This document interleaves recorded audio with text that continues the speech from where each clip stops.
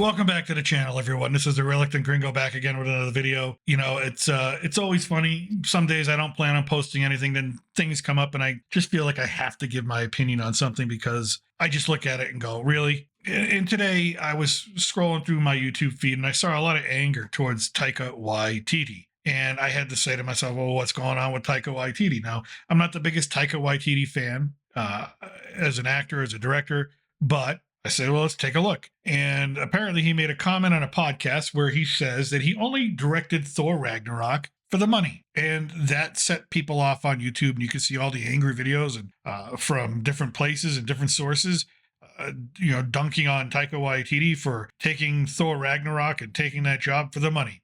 And they're spinning it as in he really didn't care about the movie or anything like that. And if you read the article and you read through or you listen to the podcast, you know that that's not true. And really, I think it's disgusting when people just pull apart one little piece of some story like this and decide to really criticize somebody on a personal level when they're not being honest with their listeners or their viewers.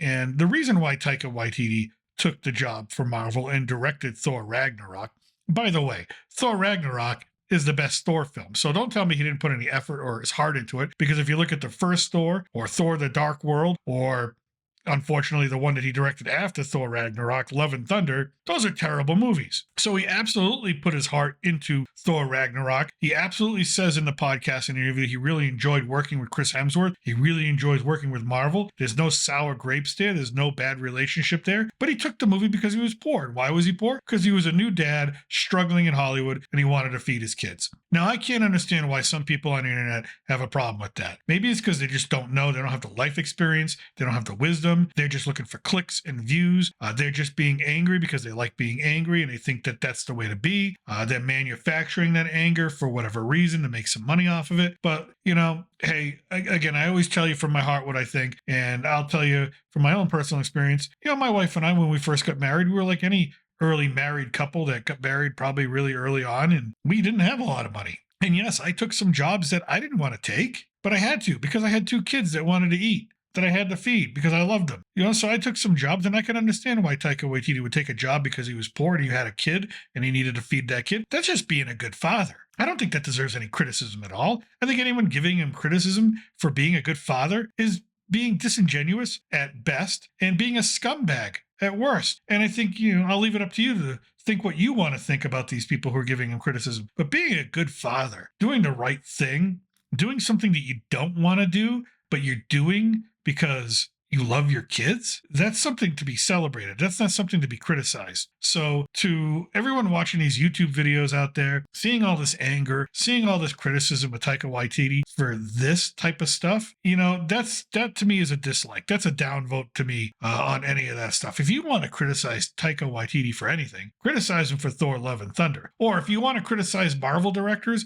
criticize the people who made Thor. Criticize the people who made Thor, The Dark World. Those are terrible movies. Some of the worst Marvel movies ever made. You know, but don't dunk on this guy because of Thor Ragnarok, which was a good movie. Yeah, was it perfect? No. Did it have some of the social message that we don't look for anymore in films? Yeah, it did. Was Thor Love and Thunder terrible? Yes. Dunk on him for that. Obviously, he was just being who he wanted to be. Thor Love and Thunder came out terrible. Okay, if you want to be critical of Taika Waititi for anything he says, be critical of what he said about Star Wars. Now, he's supposed to be writing his own Star Wars film. And, quote, he says, it's going to piss people off. It's going to divide the fandom.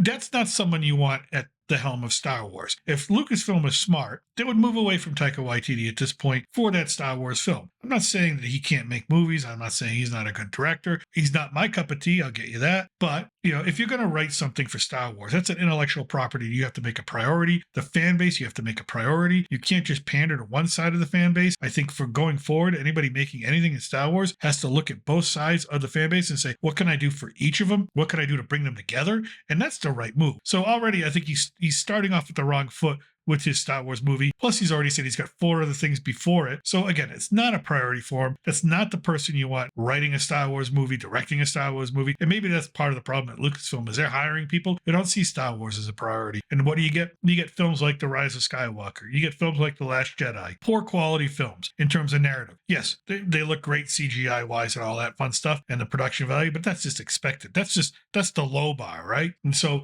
if you're hiring people who are not making your intellectual property one of the most important, if not the most important intellectual property in all of cinema, then you got to rethink your hiring practices and who you're choosing. So if you want to dunk on Taika Waititi, dunk on him for his Star Wars comments. Don't dunk on him for being a good father. I think that is just something that we can all do without. And again, I'll applaud the man for taking a job that maybe he didn't want to do because he was concerned about feeding his kid. And if anybody else is out there and they got a problem with that, I think you need to look at yourself in the mirror and think to yourself, why am I angry about that? And really, you might want to rethink your perspective on life. Anyways, that's what I got to say in this whole Taika Waititi mess. Again, I hope you enjoyed this video. If you did, leave a like and a comment, subscribe to the channel. Other than that, I'll be back later on this week with some new content. And from south of the border, I'm still your reluctant gringo. Salut and a huevo.